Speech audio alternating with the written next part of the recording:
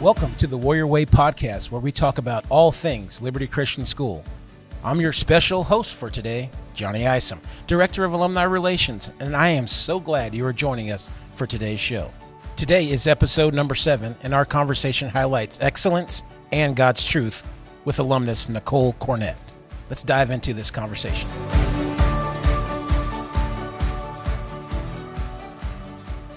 Well, it's been a crazy homecoming week, and we've got an exciting podcast today, guest that I'm very excited about. Goes well with homecoming and alumni coming back. We've got Nicole Kornet in the house, and I'm excited about it. So how you doing today? I am so good. How are you? I'm doing great. It's been crazy day, but it's been great. Yeah, I can imagine. So we're just going to get right into kind of just hearing your story a little bit. I think you got a great story, and I think it's a good one to tell to our Liberty family. So first, just tell us about how you got to Liberty. Yeah, of course. So we moved to Texas from Phoenix, Arizona when I was in 7th grade. And I came from a Catholic school. I've always been to Catholic schools. My whole family's a big Catholic family. And we were needing to find some sort of Christian school. And my dad took us to Nolan Catholic. So we wind up at Nolan. This is a bad start, right? Okay. We wind up at Nolan. We toured the grounds. My mom was working at CBS 11. So she wanted a place that was right next door, and that was Nolan. We toured. It was fine. Nothing to write home about, I guess. We ended up moving to Lantana. So that's a far drive, Nolan Catholic to Lantana. And we had a family in the neighborhood who told us about Liberty, and we had never heard about Liberty. So we gave Liberty a try, and I think my parents just fell in love, and we were completely blindsided, I guess, because we had never really heard about the school, we didn't know Liberty from Adam. So we wound up here, and I guess the rest is history. It was... So did you actually attend some classes at Nolan? We went, I shadowed a girl, I remember, for a day. Okay. And then we came to good old Lib. And it was hilarious because we really hadn't heard. And my older brother was actually at Geyer at the time because we went to a public middle school. Me and Luke went to McMath, and my parents really wanted some more of a Christian setting. So they took us out, and I think my older brother at Geyer was getting into some mischief. So as you said, we need some Christian foundation. Sealed the deal. And Liberty, my parents were blown away. They're like, this is a real place. This is a school. Like, kids really, what? Like, they were truly amazed of just, how loving this place is as soon as you step foot into the door. So they loved it. Now, did you feel that loving feeling as soon as I guess as quickly as your parents did? I did, and it scared me. I remember walking in, and I don't know if we were praying over someone or something. Like the whole school, we were out lined on the hallways, and everyone had their hands up. I think it was cross exam. It was something where it was a big moment, and we were coming from a public school at the time, so. I remember me, John, and Luke all kind of eyeing each other, what is going on in here? And I thought it was fun because, like I mentioned, my family's a Catholic family, and I feel like within the Catholic faith, it's a little more mellow and it's not as evangelical. Mm-hmm. And I remember Luke and I, we were a little nervous, what is happening? But it's so neat because my mom she was Protestant and my dad was Catholic. And they met, and we always went to both. We'd have to go to Sunday Mass every Sunday, but then my mom led the worship team at her church. So we would go see my mom later. And it was so neat, I think, coming to Liberty because we got to marry the two and see pros and cons of both faiths. And you kind of, grow up in a little bubble. I thought everyone's Catholic growing up. People here think everyone, is Christian. It's just really fun to see two different faiths and teach other people about it. And Liberty was just so welcoming. So my family, I really liked it. I think it was a little harder for my older brother coming from Geyer, especially. Mm-hmm. And then, but Luke and I don't know, we were buddies. We're really close in age. So we kind of just took it on head on, and it was fine. So, Gotcha. So when you look back kind of on your time on this campus, and you actually were on this campus, which is really cool, but your time on this campus, is there some people that stand out that were just had an impact on your life? Oh, definitely. Even just walking in now, it's been several years since I've been back. And I just walk right into the doors and everyone's smiling. And it's like, okay, I know you, but I don't remember you, but I know you. Like everyone just, it has love in their eyes. And for me, it's definitely, I have to shout out Coach Ken Burrows here, I think, for a second. I mean, the man is still coaching. Like, we just need a round of applause right there. That is impressive. And like the amount of wins he has to his name. But it doesn't even matter about any of that. It's just more so he is like humility. If I could sum him up in one word, I'm actually reading a book right now called Humility by Andrew Murray. And it's about, becoming nothing so God can be your everything. And like when I look at Coach Burrows, that's what it is. I mean, he comes in and he'll start off practice sometimes with like a Bible verse and he just does it out of the goodness of his heart. And you can tell. And so I got to shout out Coach Burrows one time for the one time. So if you're listening, he might not be, but I'll make him listen to this. That's right. Yeah, he's just one of my best friends on campus and really just a special individual. And he's one of those guys that 9 times out of 10, you walk into the coach's locker room and he's going to be, or the coach's office, he's going to be reading his Bible. Yeah. He's just really is a special a person. Mm-hmm. So are you able to, I'm sure you met some people, some friends here along the way. Are you able to, I know your journey's kind of been all over, but are you able to keep in touch with some Liberty friends? Yeah, so I'm actually back for my 10-year reunion, which is weird. It's an ugly number. I remember when my parents would mention, like, I know, I'm sorry, guys. You're not that you're older than me, but you might be. My mom and dad, it's, they're like, oh, this chair is 20 years old. I'm like, Mom, I'm not even 20. Like, no way. That's crazy. I'll never be that old. And here I am, like 10-year anniversary. Ugh. It happens to us all. Yes, it does. It's ugly. But yes, I'm really excited to see some people. I mean, I haven't seen them in a long time because I moved out after I went to OU first, actually, for a hot sec. And then from there, went over to Los Angeles, and I haven't been back much. So it's neat. And everyone's, married with 1 million kids. That's the South. So I am not.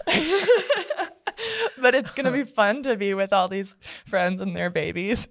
I actually do. I'm serious about that. It's going to be fun. I'm excited to see everyone. For sure. We're glad you're back. Tell us a little bit about just college life, leaving what, people say Liberty, we got just a unique environment that's really special. And then going off to college is different. Mm-hmm. Just kind of tell us about your college journey. So I went to Oklahoma my first 3 years. I mean, it's a big state school. So, it's sports and parties. That's kind of, their MO, I guess.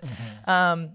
But I really do want to credit Liberty for everything, where my friend group was so good here. And I remember my parents really didn't believe it just from their high school experiences. And it's like, no, for fun. We really want to go putt-putting, Mom. Or we really do want to go bowling. And so it's really quite neat to know, you can have good, solid friends with good, solid Christian foundation, and that can carry you on through college. There's always going to be those people out there. And even if, I played a sport, so there's a lot of athletes who can do that kind of stuff where you're with the football guys after a big win and everyone wants to go to some house party. You can be that different one and people will respect you. It's okay. And I never kind of got into that stuff. I still don't drink at all, really. I'm 28 now. And it's just kind of who I am. And it's okay. It doesn't matter. People won't judge you. You don't have to feel like the only one. There's always going to be people like you, and you can kind of lead that group.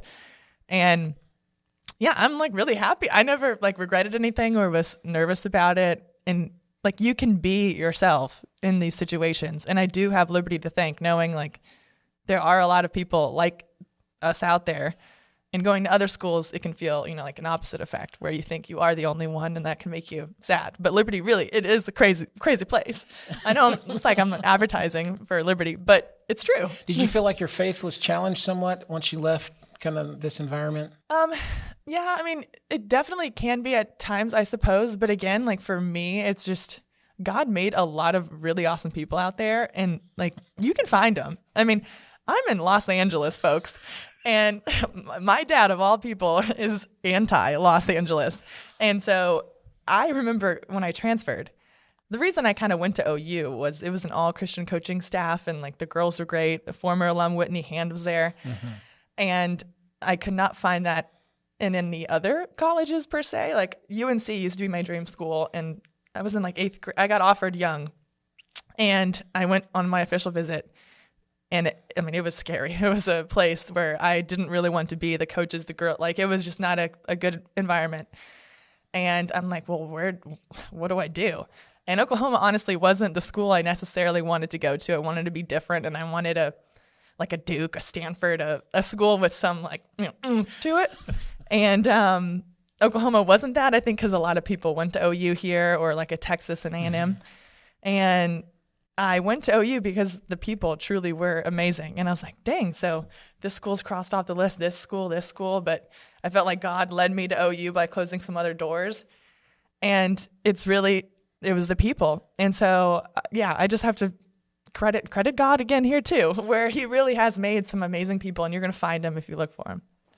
So you're out in Los Angeles and doing life out there, which is different than anywhere you've been. Tell us how do you navigate that world out there, and what are you doing out there? Yeah, of course. So from OU, it leads me to UCLA, and that place was a dream come true. It has the cliche with the name here in Los Angeles, and it really is like a fairy tale world if you've ever been. It's truly, the campus is beautiful. You're sandwiched in between like Beverly Hills, Bel Air, and Santa Monica in the water. And again, like I was nervous because my dad is very anti-California, and I went on my visit. It's an all Christian coaching staff. Like my best friend, Carrie Corver, the most like devout person I know. Her dad's a pastor. The whole Corver family, they're a big basketball family, and it's just amazing people. Where I'm like, wow, of all places, I was not expecting it to be here in California. Wow. Did you know anyone out there? No, I knew zero people. I just went because I knew deep down in my heart, I'd always kind of wanted California. I was just drawn to the sunshine. It was a dream come true, and I took a risk, and that's kind of what I feel like my mom teaches, is just always saying yes and going. And I knew at OU I was going to regret it if I just had graduated. So I took a risk and then went on my visit to UCLA. And despite what my father says and still says about California, it was pretty great.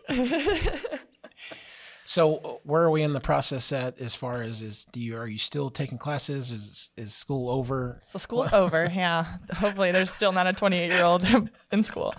I graduated. I knew I still wanted to be there in LA somehow, some way, and it's expensive. So my head coach actually hired me on to do a little color commentary / sideline reporting because my mom's done that her whole life, but I wanted the sports angle. So I gave that a whirl. It wasn't for me. It wasn't. Okay. It's not for everybody. Primarily because I think I love sports so much. You kind of have to give up watching the actual sport to really sense. Jump into caring about all the nitty gritty and the details, and it stresses you out in a different way. And I didn't love that. And I really love good reporters and people who are good at what they do. And I wasn't good at it. So I was like, I don't know if I want to be this person. And I didn't love it enough to want to, get through the nitty gritty. And because I know I've seen my mom do it. We moved a lot growing up, and it takes a lot of that. You have to start in a little rinky-dink town and go from another small town to another one to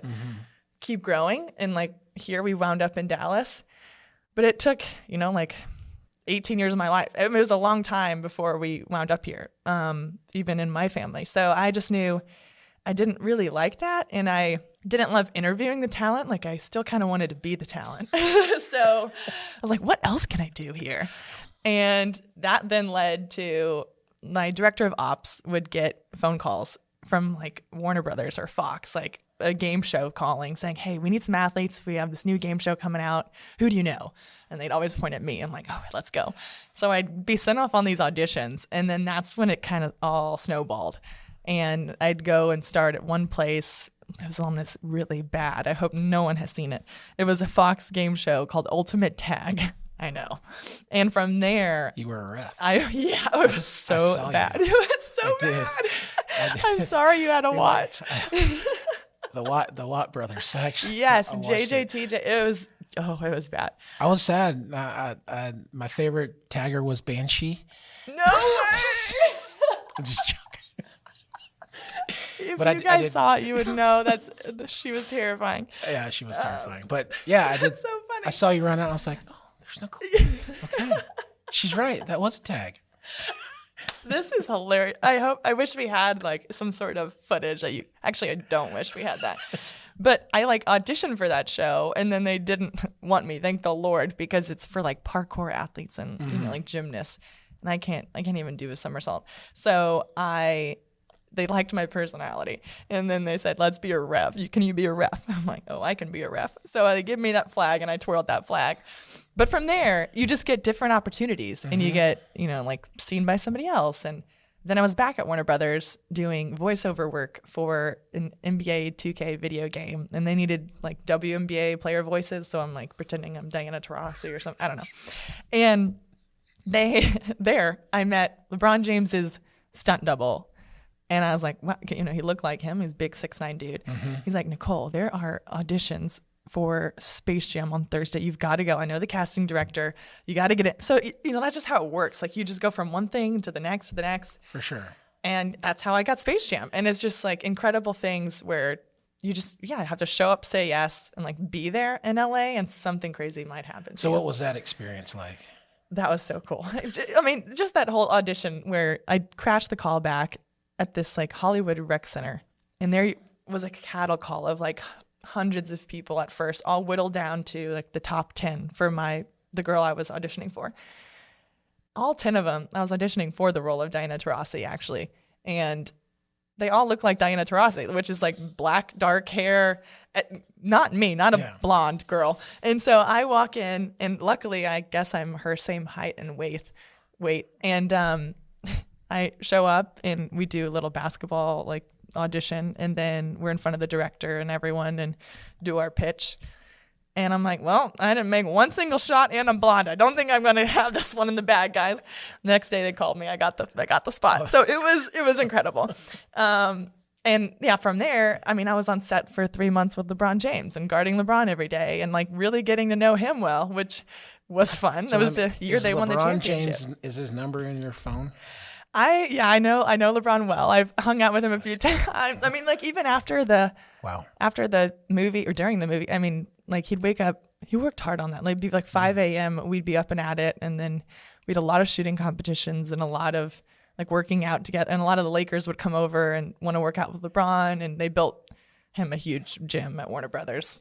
So it was like a dream come true. And like there'd be I don't know, like after we wrapped like a big wrap party and LeBron's inviting us to these fancy places that like no one's allowed to unless you're LeBron. And I mean, it was just really cool. So I had a great time doing that. What's your best LeBron moment like that stands out? It would probably be the time I beat him in this shooting competition. Because we were on set and he actually like challenged us to a little, I mean, he asked like, who's the best shooter in the gym? And some people pointed at me and I'm like, okay, well, yeah, maybe. And I went over and we were just kind of like goofing around and did like an around the world thing. And he actually beat me by 2 on that one. So I'll give him some credit. But then I'm like, okay, we got to play like a real game here.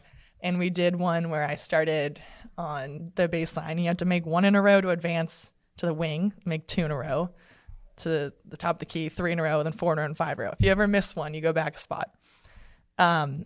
I played that one and I beat him. I made 12 in a row at the end and everyone charged the court. Like the director midway, he's like, okay, guys, we got to wrap this up. Like we got a movie to make. LeBron's like, no, she's in her zone.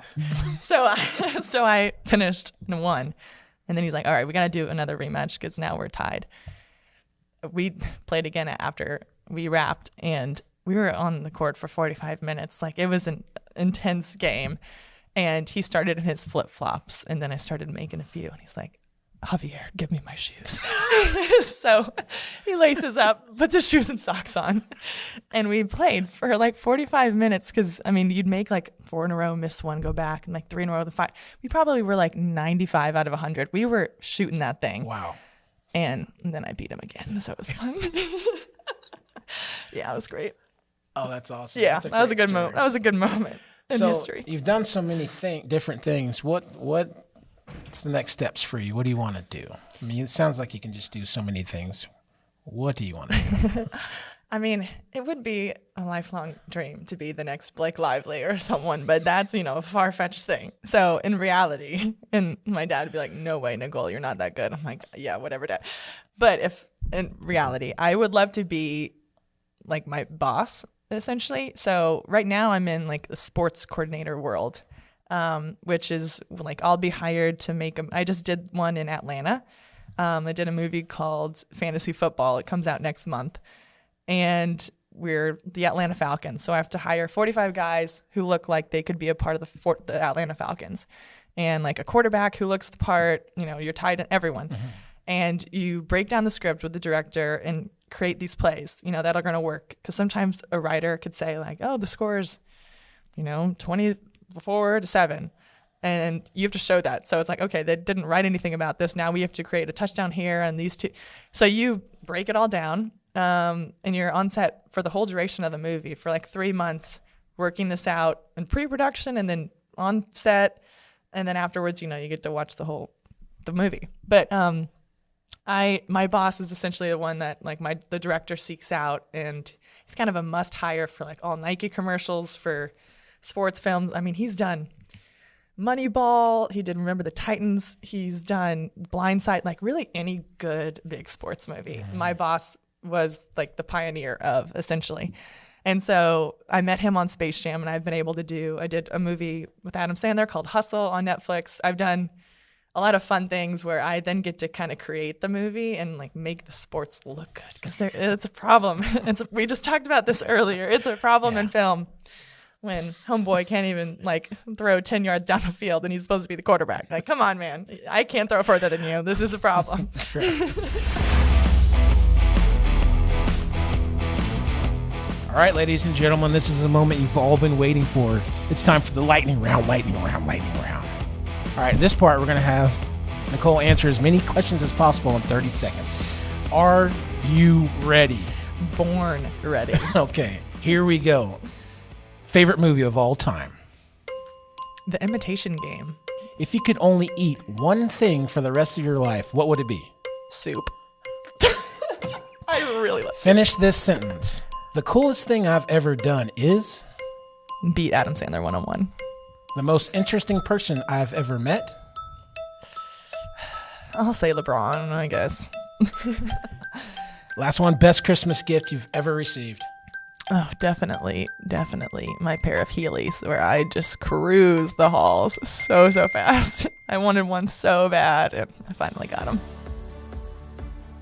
Nicole, I want to give you the final word for today's show. Share a word of encouragement or scripture with the Warrior community.